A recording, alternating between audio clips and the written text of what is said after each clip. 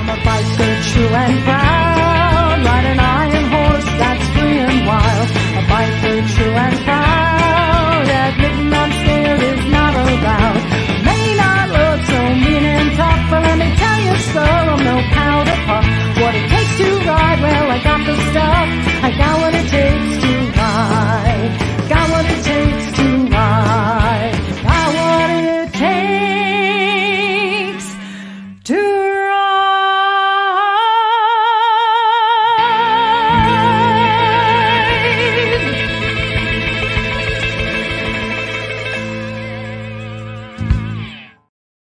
Welcome back, everyone, to another episode of It's Never Too Late, where we believe it's never too late to live your dreams, follow your heart, take some chances, and have fun. Don't forget the fun.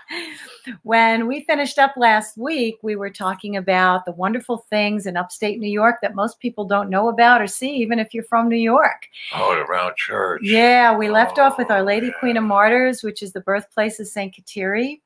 And we were talking about the Blessed Mother because it's in her honor. And Blessed Mother, I just pray to her all the time, love saying the rosary.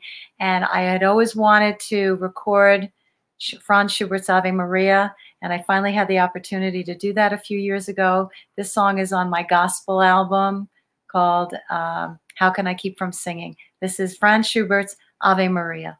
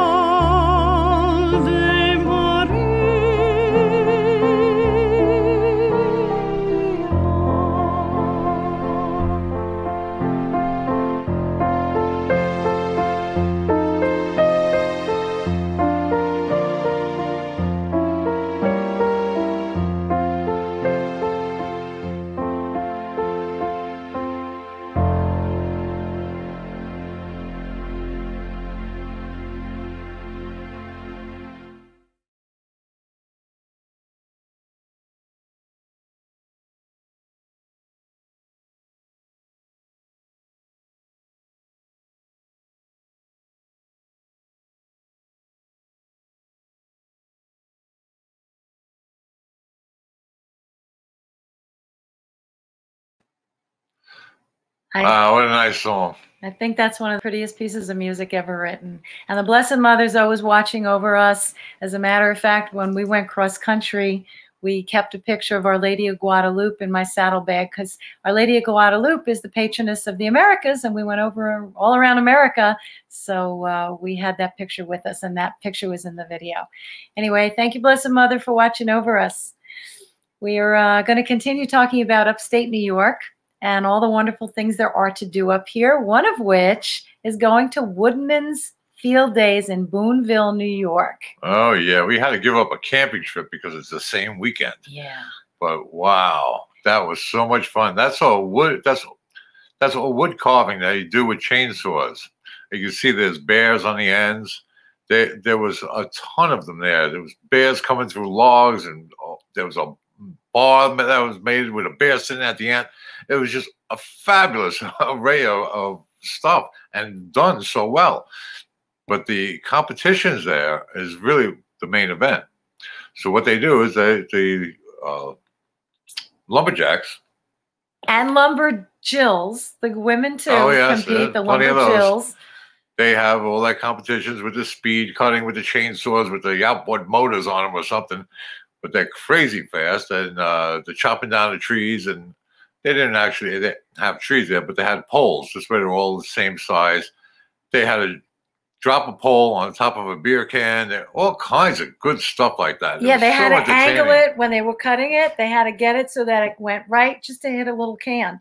And that was part of that competition. The scary one, though, was when they stood on the log and they had to chop that log while they're standing on it. Between their legs. I'm sure a few of them have missed. That was good. The one I liked, though, my favorite was they had a big tree. They had a bunch of poles, big trees, and they had and they had to chop a little niche in it, and then they put a board in it, and they jump up and stand on that board, and then they chop another niche, and then they put another board up there until they got to the top, and then they had to chop off the top of the tree. Yeah. And that one amazed me, and I thought, I started taking a video of it, and I thought, oh, this is going to take quite a while. And I think the guy who won did it in like 35 seconds. It was crazy. Like something ridiculous like that. It's just so much fun to watch. And then they have teams. If you've ever seen those long saws that go back and forth, and you need a person on either side, they have that. And you got to see some of these women. The one woman who won was like my size. And she was against these, big women, but she had these long arms, and it was just really something. It was great. What a show! Not to mention all the forestry equipment that they sell. Oh, that's what he likes. Oh yeah. Oh, he goes, oh honey, look, there's a lumber mill here I can buy. I'm like, what do you need a lumber mill for? You can buy the lumber. Make lumber. What else do you do at a lumber mill? Oh my gosh, that's not a good place to send. I have to take his credit cards away from him when we go to places like that. Yeah, well. And the food. There's always food at these events. Tell them about the food. Everywhere we go, we find some food. What were they, red deer or elk or something? Oh, yeah. They had elk sandwiches. Oh, all kinds of elk. Fabulous. Apparently, we found out that there's a farm. Now, this happens up in Boonville, New York. All right, it's called the Woodmans Field Days. It's usually in August, somewhere in August. Third week of August, like that? Something like that. Usually around the 20th. But anyway, there's also an elk farm on the way there. I believe it's off Route 12. They sell antlers. They grind them up because all deer shed their antlers. So they don't have to cut them off the deer. But although some of them do because they don't want to injure the other deer. But anyway, what they do is they grind them up into powder, and they use them for medicinal purposes. So yeah, supposedly like all like calcium and what have you that's in the antlers. A lot of reasons why you don't find antlers in the woods where there are deer is because the other little animals come and they eat it because it's good calcium for them. Didn't they do something with the fuzz? Isn't there like fuzz on the antlers? And didn't they do something medicinal with the fuzz too? Or am I not remembering right? I don't think so. No, just the antlers. They just like scraping that off. Because they get like the antlers get fuzzy, I think, in the beginning of the spring or something. Yep. And they have to rub it off. But but the Woodmans Field Days is a lot of fun. You'll definitely enjoy the competitions and all the stuff that you can buy there. Everything made from wood. You watch them making it with these chainsaws, doing artwork with chainsaws. It's very cool. It's really cool. It's really cool. And then a lot of the stuff is for sale too. And some of it last time I was there, they had auctions. Oh, right. They had auctions. And this is how we spend most of our time in the summertime, or we try to anyway, is on the road on our motorcycles, looking at the beautiful scenery. And you just can't run out of beautiful places to go. And there's a lot of Amish upstate New York because I think they ran out of room in Pennsylvania. And we have a lot of Amish, and they make homemade jams and pickles and breads. And you can see, we don't have pictures of the Amish because they don't have their pictures taken, and we respect that. So we don't have any pictures of them. But you'll see their horse-drawn carts. And you have to, one thing though, you have to watch out for the road apples because especially on a bike. Yeah, so they'll have little signs up like carriage in the next few miles, so you have to watch for it on the bike when you're riding. It's just beautiful. One of the places we discovered when we were up here was Route 365, and it took us to Hinkley Reservoir. And we said, oh, one day we have to take a boat and go on Hinkley. So we had a little raft with a little motor on it, and one day a couple of years ago, we took the boat on Hinkley Reservoir. There's my man. And I got to tell you about, we had, trying to find your way around, we used my MapQuest on my phone. We used the GPS. And we were going around, and I said, oh, there's supposed to be, if you go down this little kind of small area, there's supposed to be like another big part of the lake, the reservoir.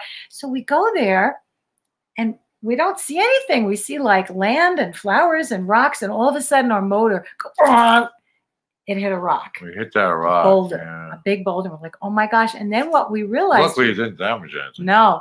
Well, it might have. Well, yeah. It might have. Because we realized that later, that when we saw how high up the houses were, that the water was extremely low. That year it was like 20. Even the dam. When we got up to the dam, it was 20 feet higher than where we were. Yeah. So they were about 20 feet low. So there was supposed to be water there, but there wasn't. So be careful if you use your GPS on a lake because it might not be accurate.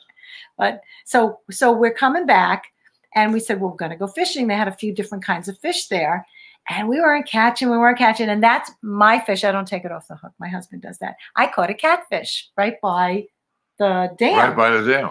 And I was all excited. I caught a catfish, and he's taking it off the hook for me. And by now we're kind of floating to the other side of the reservoir. Luckily, I said, with the having hit the motor, I said, let's kind of hang out sort of where we parked. By the ramp, yeah. Right, by the ramp. Well, he's taking it off the hook, and we were floating. When we did it, we floated to the other side of the reservoir. And when he went to start the motor. Had a little trouble there. Didn't start. But we have oars. We had oars. It was an inflatable raft with a hard bottom. But rowing into the wind was a challenge. Across the entire reservoir. So you can't stop. Once you start, you got to keep going. Got to keep going. So, and he's, and we finally, I don't know how, maybe 45 minutes? Whatever. A half hour, 45 minutes, rowing. We finally got to the That was our exercise for the day. We got home. We were so exhausted. We were too tired to even eat, but I had my catfish that I had just caught fresh out of the water, and there was no way I wasn't going to cook it that night. So I get myself out of the easy chair, and I go in the kitchen, and we're used to Long Island. We're used to saltwater fishing. When you catch a fish on Long Island, it's got scales on it. He's got a special tool. You scrape off the scales, you gut it, and you skin it. Well, you can cook it with the skin once you get the scales off. So if you're too lazy to take the skin off, it's easier to cook it and get the skin off later. Well, I'm looking at this catfish. There's no scales on it, and it's slimy. And I'm like, I don't think I want to cook that with the skin on it. But I had no idea how to get the skin off. So I look up online, how do you skin a catfish?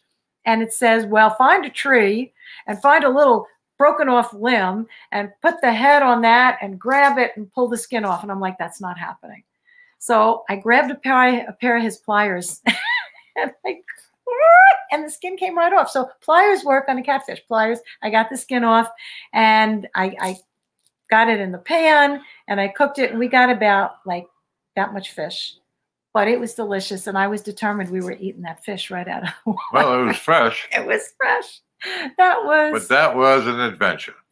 That was. And at the time, we didn't think we were having so much fun until we looked back at it and then laughed. And then we laughed, right? And you know, those are the kind of things, those are the kind of adventures that good Build songs memories. are made of, and good songs. Songs too. Because you talk about the story, and that's where my songs came from, was when you get stories like this that we would tell over and over again. I said, I should actually turn that into a song. And that's how we got one of my songs, Underneath an Overpass. Oh, Remember that? How could I forget it? Uh-huh. Tell that story. So we ended up going to Daytona, but we couldn't stay in Daytona. There was nothing available. So we stayed in Titusville, and that's about 50 miles south of Daytona. All right, so we're hanging out in Daytona, and we left late.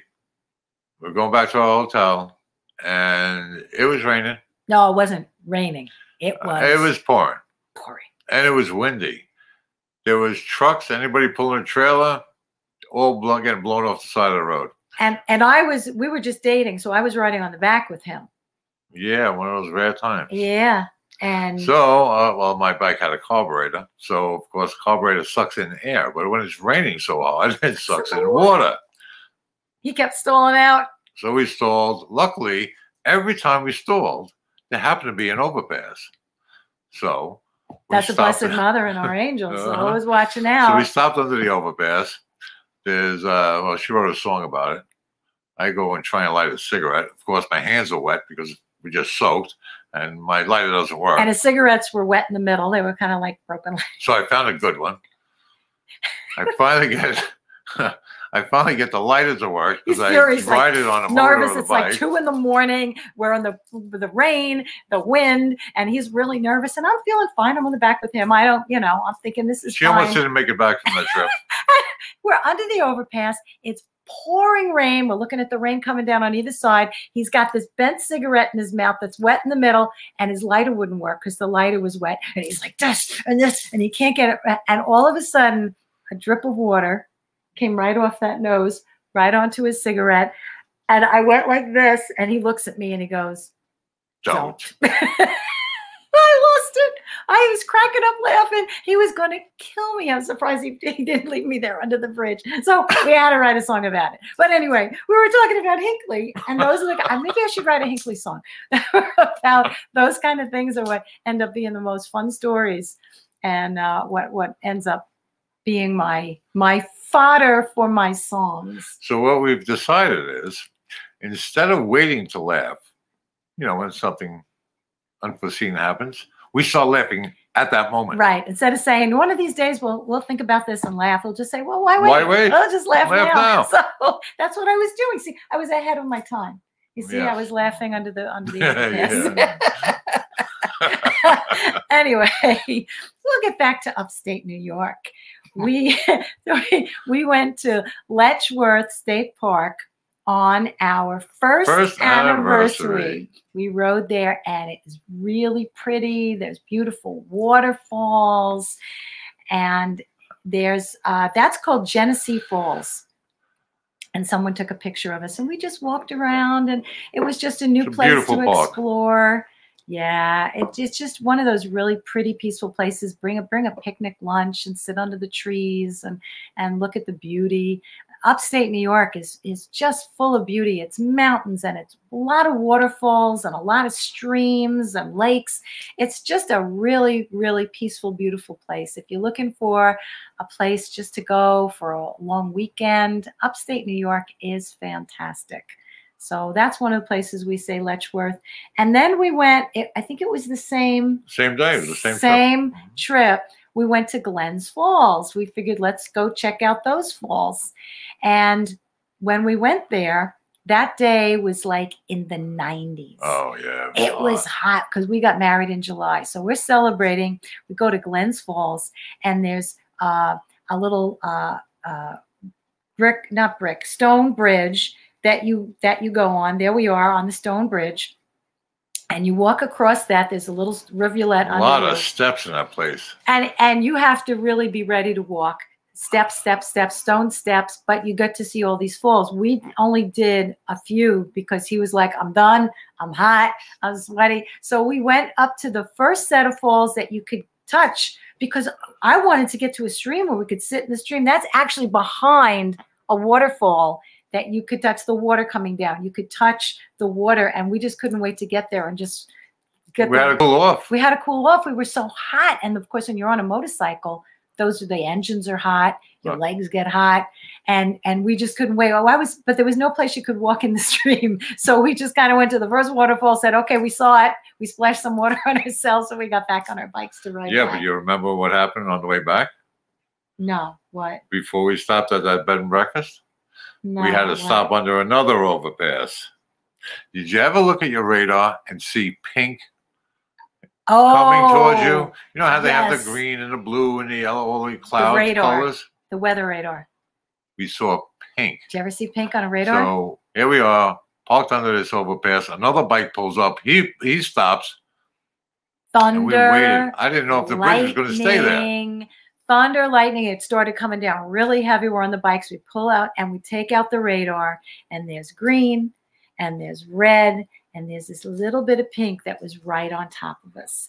Thunder, that was pretty wild. Lightning. Oh yeah. What was that place that we stayed in that one night? Oh, in Geneseo. It's college town, and we stayed in the twin tree, something like tree. That, yeah. And we stayed in the Mark Twain suite, and we had our own little hot tub. And yeah, that was cool. It was such a fun weekend. We rode around. We found this little place, cute little restaurants, and it made for a great. I think we only did a 2-day weekend because we were already up here.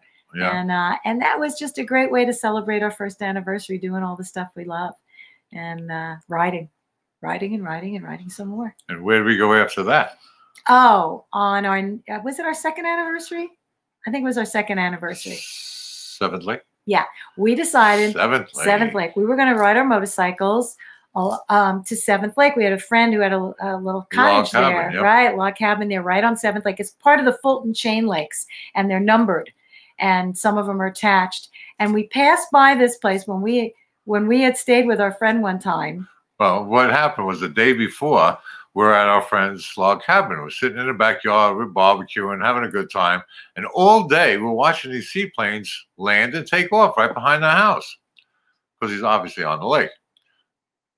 The next day was our anniversary, and we planned on going to the museum, the Adirondack Experience up by Blue Lake. Well, I said on the way there, we got to pass here anyway. We've got to take a seaplane ride. And I don't like to fly.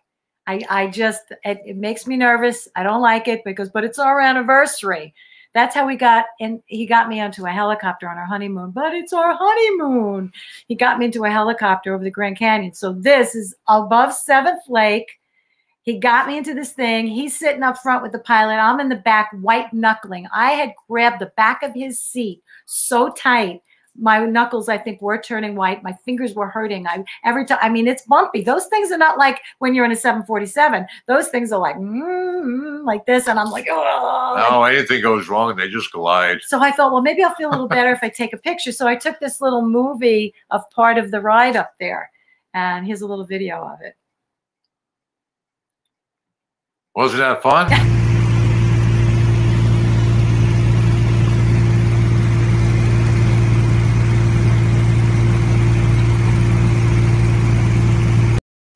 Looked like a smooth ride to me. Yeah, well, not for me.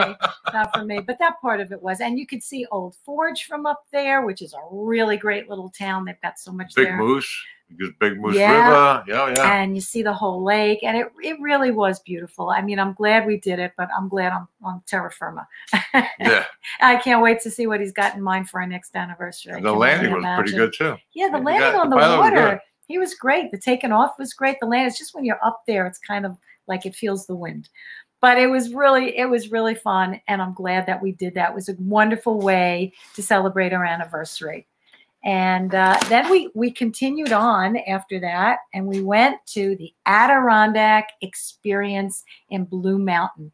It is a huge museum all about the Adirondacks. So, of course, they have antique trains. Choo-choo, yeah. Got to have a train. He loves trains. So you get to stand in the train, and you get to sit on the back. And what are some of the things? I mean, they had so much. Oh, they had all those boats that they were made there. The little outboard motors, all those handcraft furniture. I mean, it was just amazing. You see the windows there, the way they're the old-fashioned windows, and that table kind of like an octagon or a sectagon, whatever it is, and the plates that were made. You know, we have Corning glassware up here. We have Oneida that makes the knives and the flatware in Utica, right? And they make dishes up here, and all of this was from 150 years ago or more. And they had the stone fireplace, and they had all kinds of furniture handmade from wood. They had beds, and of course they had the quilts. Furniture. What about all the boats that they had?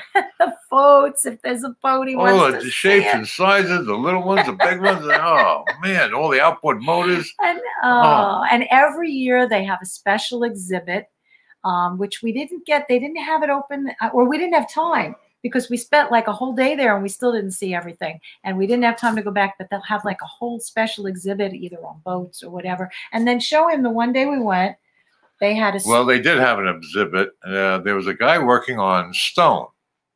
Okay, nice stone, right? It's a napkin holder. Isn't that outrageous? It's granite. It's one piece of granite that he just carved out. And made a napkin holder out of it. But he had all kinds of stuff, you know, figurines, bowls, all kinds of stuff. Oh, they were beautiful. Pretty. And we watched him. I mean, he was doing his work right there. You could watch him do it and polishing it. And his wife made soaps. She wasn't there making them, but he was selling them. So that's, you know, it's just one of those really fun places because it's hands-on. A lot of the stuff you can touch. And it's really good. So what, we're going to talk about Cooperstown? Do we have time? No, we don't have time to hit Cooperstown this week, but we're going to be here next week, so we'll cover it then. Next week. Oh, that's a lot more in Cooperstown than you know. Yeah, it's not just the Baseball Hall of Fame.